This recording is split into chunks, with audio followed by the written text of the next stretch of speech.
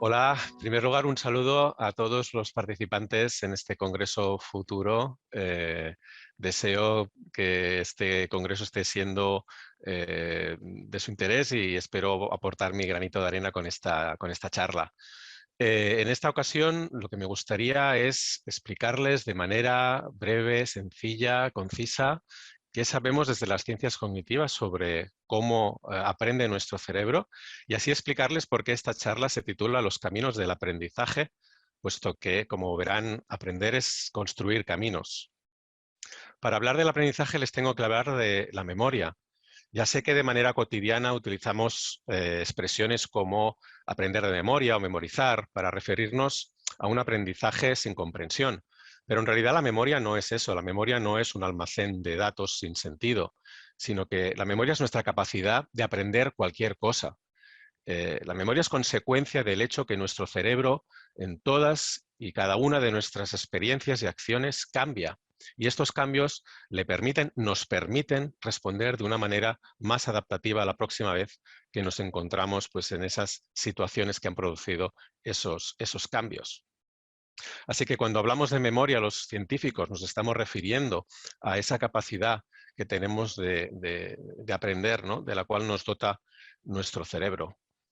Si a una persona cualquiera por la calle le preguntáramos cómo cree que funciona la memoria, cómo cree que funciona el aprendizaje, lo más probable es que nos dijera utilizar una analogía como la de una biblioteca, ¿no? Considerar que la memoria es como una biblioteca que de inicio está vacía, con sus estanterías vacías, y que a medida que aprendemos se va llenando de libros, ¿no? Haciendo esa analogía como si los libros fueran nuestros recuerdos, nuestros conocimientos. Otras analogías habituales que usaríamos para explicar cómo funciona la memoria sería pues, usar la analogía de la cámara de vídeo o la analogía por excelencia que es el ordenador, ¿no? El disco duro de un ordenador.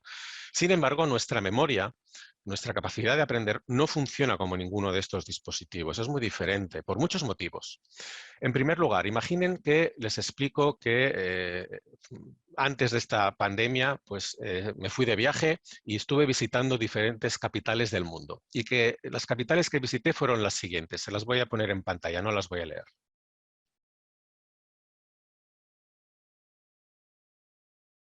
Me imagino que si yo ahora les preguntara qué capitales del mundo visité, probablemente las recordarán, si no todas, un par con facilidad. Pero ¿qué pasaría si las capitales que hubiera visitado hubieran sido estas?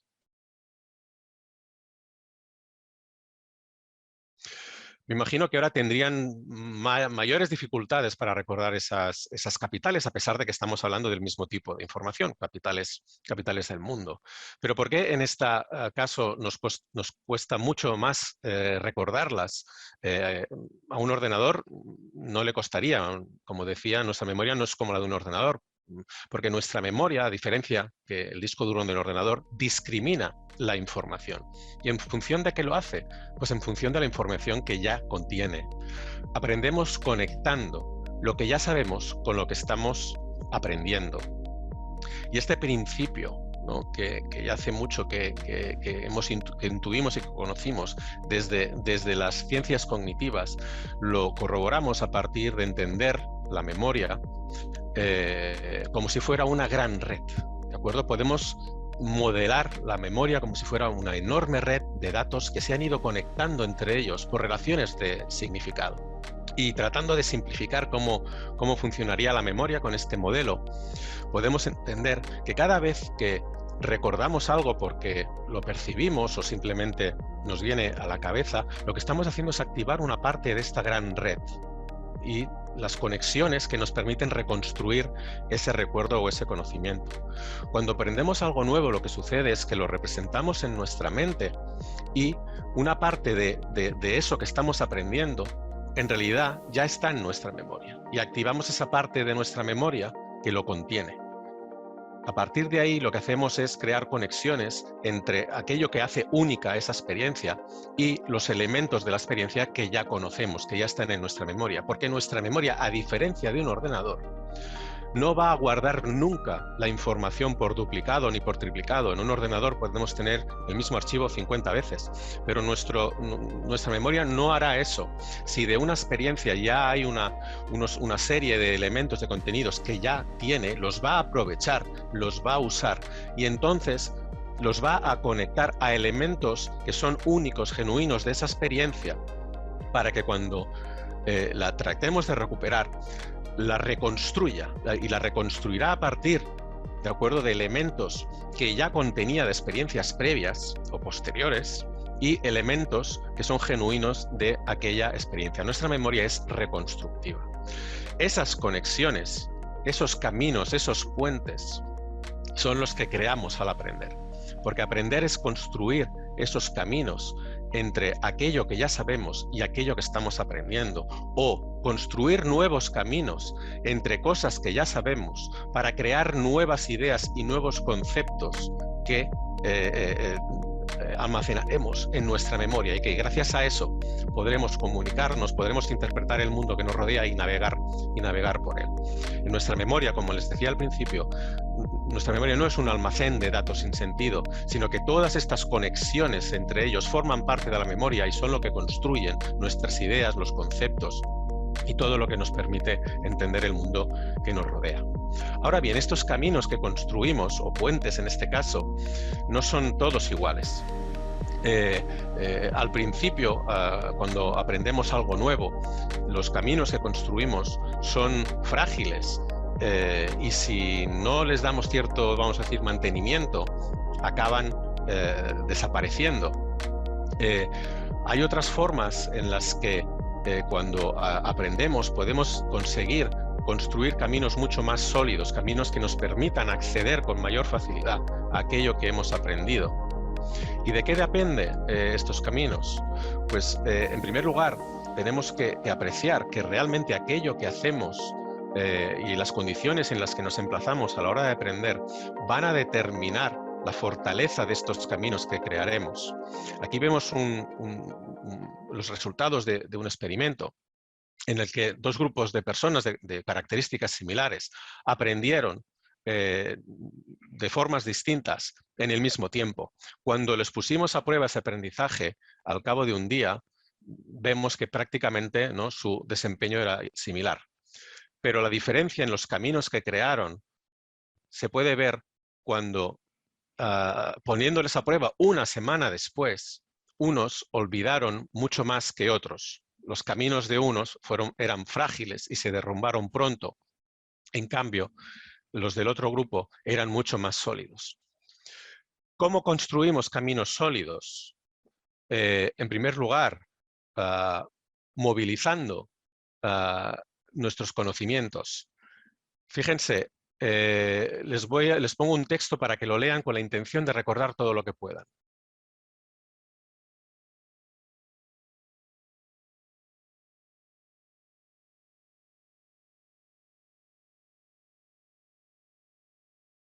Me imagino que les estará costando recordar detalles de este texto, un poco como antes con las ciudades de la segunda lista. Lo que pasa es que en esta situación, en este caso, el problema no es que no tengan conocimientos previos sobre los que basarse. En este caso sí que los tienen. Lo que pasa es que no son conscientes de ello. Fíjense qué pasa si les pongo un título. Con este título, lo que suele suceder con las personas es que de repente se dan cuenta de que sí tenían conocimientos relacionados con este texto, ¿de acuerdo? Y esto les va a facilitar recordar los contenidos del texto. Esto es lo que se llama activar los conocimientos previos. Es como poner al alcance el otro lado de ese puente que queremos construir. Para aprender es necesario activar los conocimientos previos. También construimos caminos elaborando. Movilizar es, ¿no?, poner el otro lado al alcance, y ahora vamos a empezar a construir el puente. Eso es elaborar. ¿Y en qué consiste elaborar? Uno podría pensar que elaborar consiste en repetir. Todos sabemos que practicar, ¿no?, es algo que nos ayuda a aprender, pero en realidad, claro que repetir nos ayuda a aprender, pero ¿repetir el qué? Si se trata de una habilidad motora, pues lógicamente practicar esa habilidad motora, hacerla. Pero cuando se trata de obtener conocimientos, ¿Qué es lo que hay que repetir? Pues miren, normalmente uno piensa que lo que hay que repetir es la exposición a esos conocimientos, volverlos a leer, volverlos a escuchar. Pero ¿es esto así? ¿Cuál es el billete más empleado en su país? Piénsenlo por un momento. Seguro que lo han visto muchísimas veces, ¿verdad? ¿Podrían dibujarlo? Pues me imagino que a pesar de que lo han visto muchísimas veces, difícilmente lo podrían dibujar con cierto detalle cómo está organizado.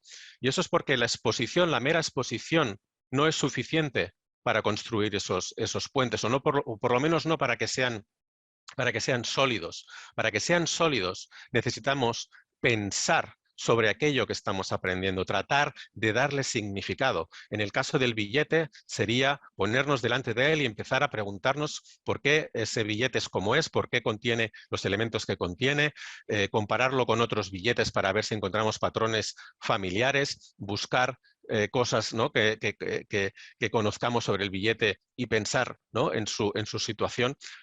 Incluso cuando algo es factual, pensar sobre ello, sobre el significado de ello, nos ayuda a construir estos puentes. Al fin y al cabo, pensar consiste en interpretar la nueva información a la luz de nuestros conocimientos previos, ¿de acuerdo? Es ponerla en contacto con esos conocimientos previos. Así que aprendemos aquello sobre lo que pensamos. Así es como construimos los puentes.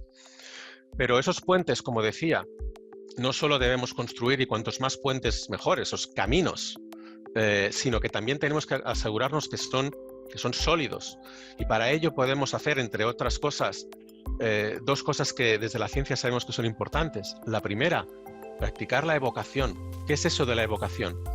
Bueno, para poder decir que hemos aprendido algo, en primer lugar, ¿no?, tenemos que codificarlo. Esa información tiene que llegar a nuestro cerebro, si no, no hay nada que aprender. Luego hay que almacenarla. No basta con que nos llegue al cerebro, hay que poderla conservar. Pero con eso tampoco basta. Para poder decir que hemos aprendido algo, tenemos que ser capaces de sacarlo de nuestra memoria. Y hay una gran diferencia entre que algo esté en nuestra memoria y que lo podamos recuperar. Todos hemos sufrido aquel fenómeno de tener algo en la punta de la lengua. Está ahí, pero no conseguimos encontrarlo, no conseguimos sacarlo, a pesar de que está ahí y lo sabemos porque quizá más tarde sale, estaba ahí. Pues bien, a pesar de que la mayoría de personas creen que la forma de consolidar un aprendizaje, de hacerlo sólido, es practicar, es repetir la codificación, que ahí es donde podemos hacer realmente trabajo para mejorar el aprendizaje, en realidad lo que sabemos es que una vez codificado, la acción que más consolida el aprendizaje es la evocación. Es tratar de sacarlo, usarlo, utilizarlo para explicarlo con las propias palabras, para resolver un problema, para interpretar un nuevo caso.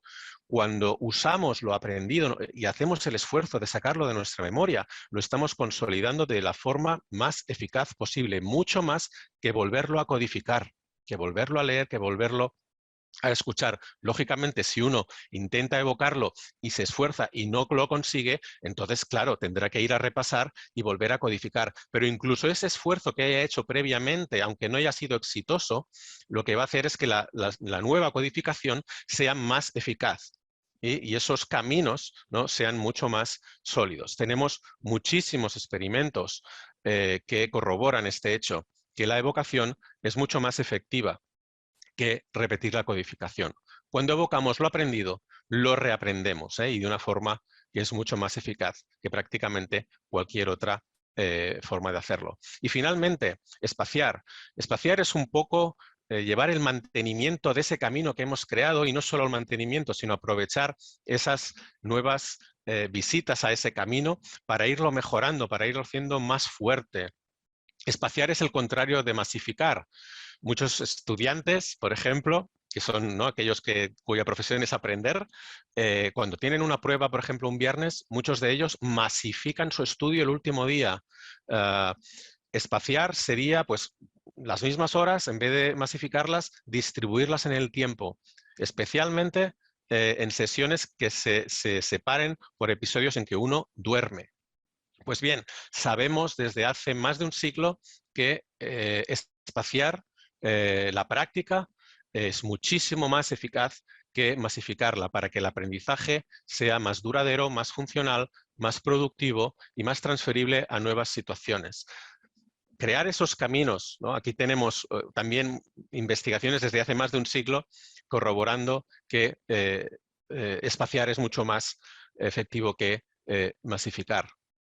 Pues bien, todas estas cosas que podemos hacer son las que nos permiten no solo construir los caminos que constituyen el aprendizaje en sí, sino construir caminos que serán sólidos, que nos van a permitir acceder a nuestros conocimientos, acceder a él en diferentes contextos y, por lo tanto, aplicarlo en diferentes situaciones y hacer de él un conocimiento mucho más funcional, mucho más productivo y duradero. Así que muchísimas gracias por su atención y espero que disfruten del resto del Congreso.